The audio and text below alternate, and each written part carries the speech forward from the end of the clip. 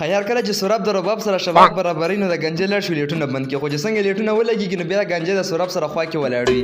یې لکه نو چې ته دلته ولاړې د لیټونه چا ولګول؟ سمه ده مجنې دې ته وتښتوله. نو سوراب د خپلو کسانو ته ووایي چې لاړ شي او راویې نیسي. نو چې کله دا روانېږي نو دوی پنځه وي، خو چې کله هلته کې ورسېږي نو بیا خو شپږ وي، او چې کله واپس کور ته راشي نو بیا پنځه وي. یار خیال دلته کې د ښځه د شهزاده د رنګ میلاوی نو یې لکه په دې خو مین یو لګېدلی دا رنګ به څنګه میلاویږي یار.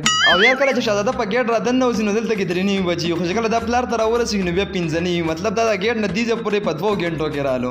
ظالم بچی د جاز نم ډېر تیز دی ښه. او یا که تاسو تر اوسه پورې زموږ دا چینل نه وي سبسکرایب کړی نو یار تاسو په یوټیوب کې کول څه بس د لاندې سره بټن نی دې ته ګوته ورکړه یا څه ورکړه خو خړی کړه او د غنټۍ نشان چې درنه هېر نه شي ښه.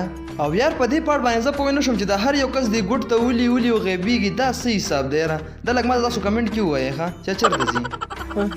او مړه یار هغه پرېږده چې د بلې نه دی خبر کړم، لږ یې په غور سره واوره ښه. دلته کې تاسو دې ټایم ته وګورئ چې څه ټایم دی، ماسخوتن دی که نه دی. نو د ماسخوتن په ټایم کې جناب شهزاده د رباب سره د واده اراده وکړي او کور ته یې راولي، او په کور کې دا تیاره کړي ډبل بیډ کې کښېني یو شپه ورسره وکړي. نو زه دا حیران یم چې په دې دومره ټایم کې د نکاح او هغه د واده لینډ دینډ څنګه ختم شو؟ دا خو ډېر د شریف خاندان سره تعلق نه ساتي.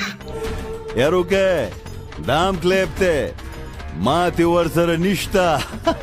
او یار کله چې رباب د ماشوم سره ناسته وي نو د دې په لاس کې څادر دی، خو چې څنګه دا راپاسېږي نو بیا څادر په اوږه باندې څنګه راشي. او کله چې سوراب را روان وي نو دوی ټوټل 5 کسان دي، خو چې کله دوی فایرنګ شروع کړي نو بیا خو 3 او 3 شپږ شوله. او یار دلته کې مخامخ د شرابو بوتل سره خوا کې یو د اوبو بوتل پروت دی، خو چې کله دا ډمه د سورابي خوا ته ورشي نو بیا هغه د اوبو بوتل غایب شي. او یار دلته کې د سورابي نه شاته بنګله ولاړه ده او د رباب سره خوا کې کرسۍ دی او مخامخ یو وړه غوندې برنډه ده، خو چې څنګه د کیمرې انګل بدل شي نو د سوراب غریب خو په پټي کې ولاړ وي او هغه د رباب سره شاته تر لرې لرې پورې نه کرسۍ او نه برنډه ښکاري. زما په خیال مالکانو د کور نه وشړل که څنګه چل دی یار. او بیا کله چې شهزاده په دې کسانو باندې ډزې کوي نو نه داغ جوړېږي او نه سوړه په ځمکه کې. او یار کله چې سوراب په دې کس باندې وروغورځېږي نو د سره خوا کې دا یو ټوپک پروت وي، خو لږ صبر صبر صبر، ځکه د دې نه پهله کله چې دا کس مړ کېږي نو نه خو د سره هغه ټوپک شته او نه د اوبو سره خوا کېده. نو بیا دلته کې دا کم ځای نه راغللو.